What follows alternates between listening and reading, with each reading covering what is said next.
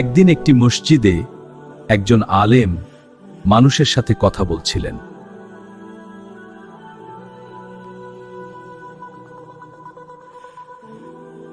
হঠাৎ একজন যুবক দাঁড়িয়ে একটি প্রশ্ন করল, এটা কি সত্যিই ঘটছে? আসসালামু আলাইকুম ব্রাদার্স, থ্যাংক ইউ।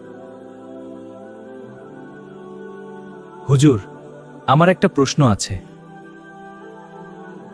আমরা শুনি জান্নাতে পুরুষদের জন্য হুর আছে, কিন্তু নারীদের জন্য জান্নাতে কি আছে? প্রশ্ন শুনে আলেমটি মুচকি হাসলেন।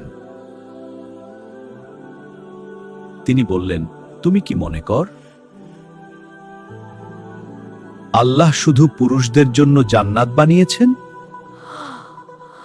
জান্নাত এমন একটি জায়গা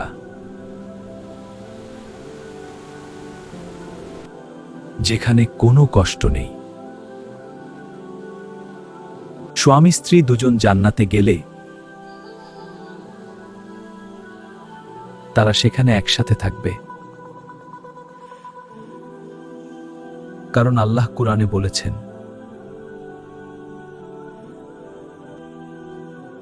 যা কিছু তোমাদের মন চাইবে